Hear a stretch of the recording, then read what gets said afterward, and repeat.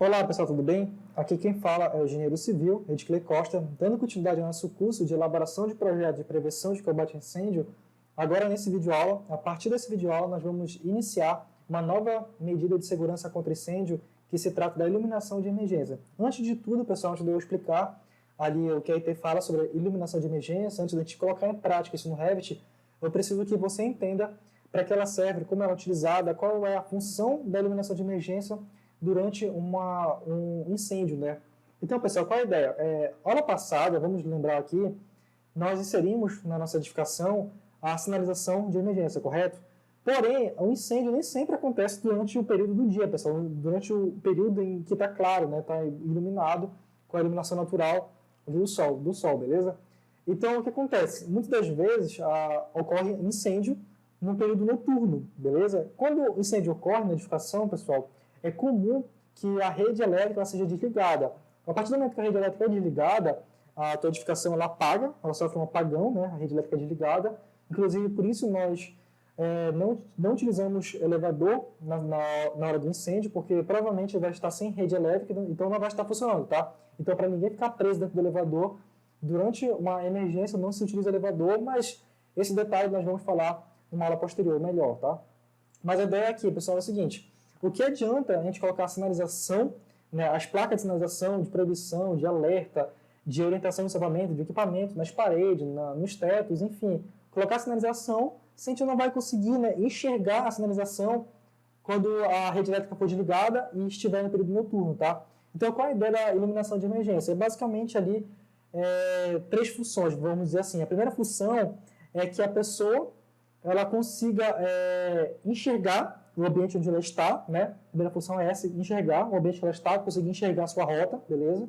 A segunda função é ela conseguir identificar, além da rota, ela conseguir identificar a sinalização, porque não adianta nada ela conseguir ver o ambiente, conseguir ver os corredores, as portas, os espaços, e ela não conseguir ser orientada pela sinalização, pelas placas que são distribuídas ao longo da edificação, né? E o terceiro passo, né, é para facilitar também o combate ao incêndio. Quando o corpo de bombeiro chegar na edificação para combater o incêndio, ele precisa ter iluminação no local para ele conseguir combater o incêndio, certo? Então, o que acontece? Como é que ele vai achar o equipamento? Como é que ele vai achar a sinalização que indica onde está o equipamento se não tiver iluminação, tá? Então, pessoal, iluminação é uma coisa básica. Nós precisamos da iluminação para conseguir combater o incêndio e conseguir evacuar o prédio, beleza? Então, vamos aqui entender o sistema de iluminação, né? A IT, ela não é tão grande, mas eu retirei da IT lá as partes mais importantes, eu martiguei bem a IT e trouxe para você aquilo que você precisa saber logo de cara para conseguir elaborar seu projeto, beleza? Bom, primeira coisa, o sistema de iluminação de emergência tem a função de viabilizar a evacuação segura de um imóvel em casos de queda de luz, incêndios e outros problemas que obriguem a saída de pessoas com agilidade e segurança, tá? Então, se a pessoa for querer sair do ambiente, da edificação, em plena escuridão, sem nenhum tipo de iluminação, ela pode até conseguir sair, porém ela pode se machucar, ela pode sofrer uma queda, ela pode perder o caminho, a direção, ela vai ter mais dificuldade, pessoal. Bom, nessas situações, as luzes de emergência são acionadas automaticamente, fazendo a sinalização de segurança, aquilo que a gente viu na aula anterior, tá? Responsável por orientar a direção correta de ser tomada e indicar saídas, escadas e áreas de risco, beleza? Então tá aqui, pessoal, aquilo que eu acabei de falar para vocês, beleza? Não adianta estar totalmente sinalizada se no momento da queda de luz você não conseguir enxergar a sinalização, certo? Bom, o que nós podemos ver mais? Verificar na IT do estado da simbologia utilizada na iluminação de emergência. Geralmente é a mesma simbologia que eu vou mostrar para você, que nós iremos aplicar no nosso projeto. Geralmente ela é padrão, pessoal. Eu, pelo menos, só vi dois tipos e são muito semelhantes. Eu acredito que todos os estados já estão adotando o mesmo padrão de simbologia, tá? A simbologia nós vamos ver diretamente lá no Revit, beleza? Na vida real, é uma iluminação retangular, com uma escrita saída com seta ou não. Ou seja, esse bloco bem aqui, pessoal, vou mostrar para você aqui. Ó. Na vida real, a iluminação é isso bem aqui. Deixa eu tentar só achar para você aqui. Deixa eu ampliar. Deixa eu tentar ampliar para mostrar para você como é que isso funciona. Até aqui, ó. Na vida real, o bloco é basicamente isso aqui, ó. A iluminação de emergência é basicamente um bloco, ó. É uma iluminação, tem vários tipos, né? No nosso caso aqui eu vou utilizar o bloco autônomo, daqui a pouco eu vou falar sobre os tipos que existem, tá? Mas é basicamente esse tipo de iluminação aqui, ó. Como é que ela funciona? No momento do apagão, da queda de energia, ela tem um sistema que quando a energia ela está totalmente sempre aqui, ó, ela se mantém carregada, beleza? Tem um cabo aqui que sempre se mantém alimentando essa sinalização, tá? Ela sempre permanece carregada. A partir do momento que ela reconhece, né, que houve uma queda de energia, foi cortada a energia elétrica da edificação, ela acende, tá? Ela fica ativada no caso, tá? Bom, vamos voltar lá. Eu trouxe para vocês aqui uma orientação geral em relação à iluminação de emergência, beleza? Pegue o papel, caneta aí, pessoal, e vamos anotar, tá? No caso de instalação aparente, a tubulação e as caixas de passagem devem ser metálicas ou em PVC anti-chamas, tá? Ou seja, deixa eu dar uma ampliadinha aqui. Existem dois tipos de instalação. Aquela onde você vai elaborar o projeto de prevenção de combate a incêndio, depois mandar para o eletricista elaborar o projeto elétrico daquele combate a incêndio, beleza? Então, nesse caso, durante a execução, o projeto já foi elaborado, então o projeto elétrico já foi pensado em função do projeto de prevenção de combate a incêndio, tá? Então, provavelmente, as tubulações elas vão ser embutidas na alvenaria ali, tá? Mas existem situações de edificação já existente, onde ocorre a necessidade de você fazer a instalação, né, a prevenção, as medidas de segurança ali na edificação, com ela já existente. No caso, você poderia realmente recortar a parede ali, fazer a instalação embutida, mas muitas vezes isso causa sujeira, isso causa danos, né? E dá mais trabalho. Então, muitas vezes as pessoas preferem fazer o quê? Colocar uma tubulação aparente, né? Como você conseguiu ver na foto lá embaixo, aqui, ó. Só achar novamente. Perceba que bem aqui, ó, que do lado tem uma tubulação, né? Aqui, no caso, é uma tubulação aparente.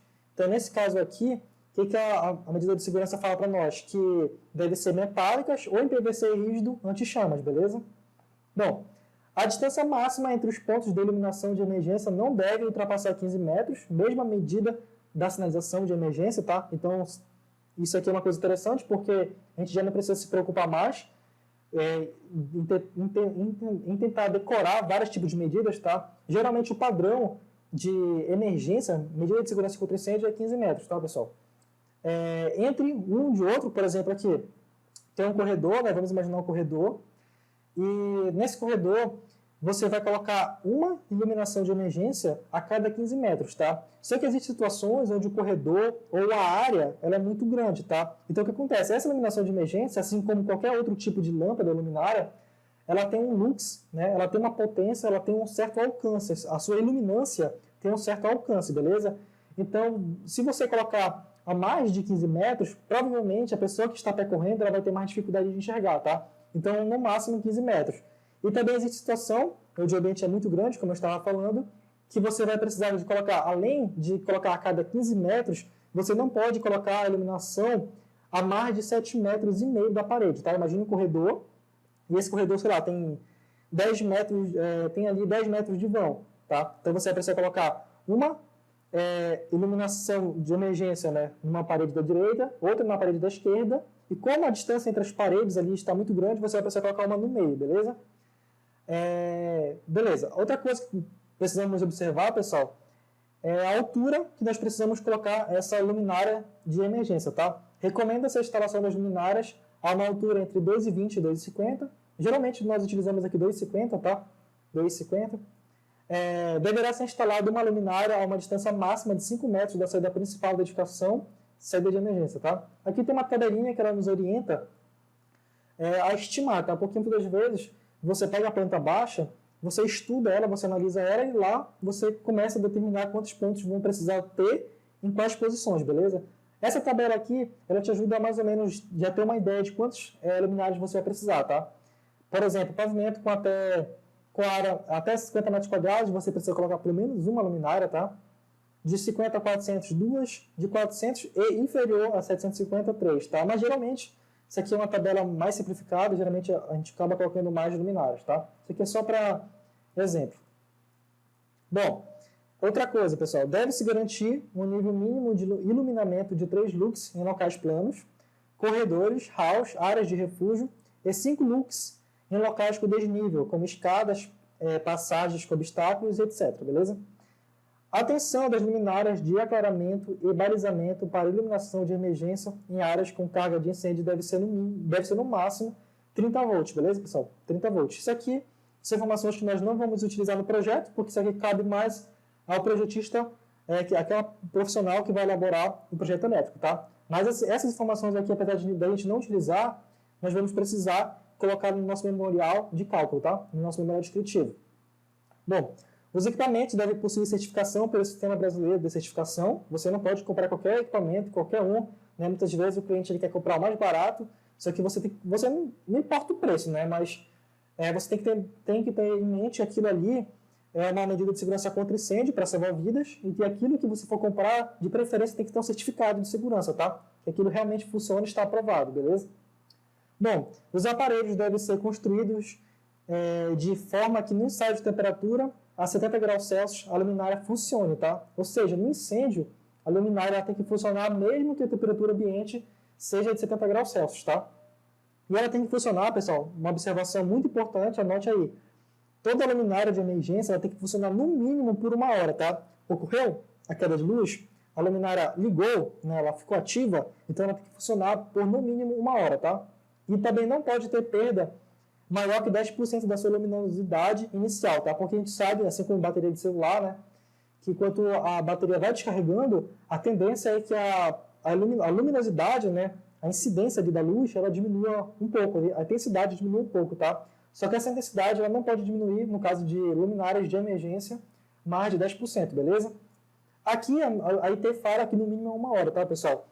Só que para projetos, o ideal é colocar pelo menos 4 horas, tá? Você sabe que é no mínimo 1, mas o ideal é 4 horas que a gente coloca lá. A gente vai colocar no memorial descritivo que a nossa luminária demora 4 horas, porque no momento que o seu cliente for ali, né, o responsável da execução for comprar, ele vai comprar luminária de emergência com autonomia mínima de 4 horas.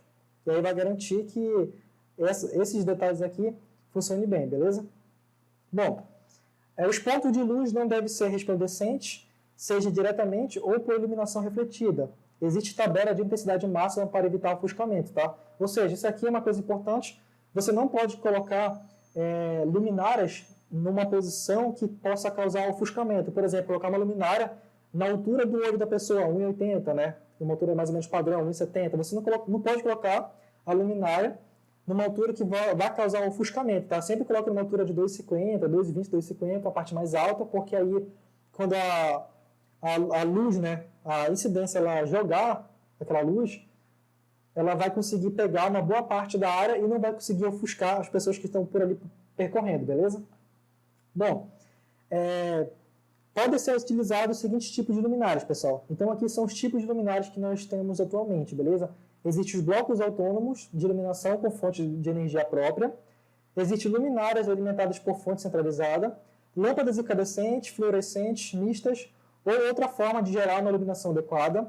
Projetos ou faróis podem ser utilizados. No caso, seria projetores aqui, tá, pessoal? Deve estar errado aqui. Projetores ou faróis podem ser utilizados somente em casos específicos, tá? Aí tem que consultar. Se você precisar utilizar alguma luminária específica que não seja essa bem aqui, ó, você tem que consultar a IT para verificar a sua aplicação, beleza? Mas no caso do nosso projeto, pessoal, e na maioria dos projetos que você vai elaborar, o bloco autônomo ele é mais utilizado, tá? Então, recomenda-se a utilização de blocos autônomos como luminárias para garantir a iluminação de emergência da edificação, sobretudo na rota de fuga a ser percorrida pelos ocupantes em situação de incêndio e pânico, tá? Então, essa aqui, ó, nós chamamos de bloco autônomo. É um que tem, como estava escrito bem aqui, ó, fonte de energia própria. Tem ali uma bateria que vai fazer com que ela dure pelo menos ali 1 hora, 4 horas, dependendo do projeto, beleza? Então, pessoal, existem 2 tipos de luminárias. As de indicação de via de abandono, que nós chamamos de balizamento, e a outra tipo seria a de iluminação de ambiente, que nós chamamos de aclaramento, tá? Então, existe balizamento e aclaramento. Nós vamos ver isso diretamente no Revit, beleza? Para o projeto do sistema de iluminação de emergência, devem ser conhecidos os seguintes dados das lâmpadas e luminárias, tá? Então, quando você for modelar no Revit, é mais fácil, pessoal. No Revit, basicamente, você pega o componente e vai inserido nas posições que você determinou, beleza? No Revit é tranquilo, a modelagem é tranquila.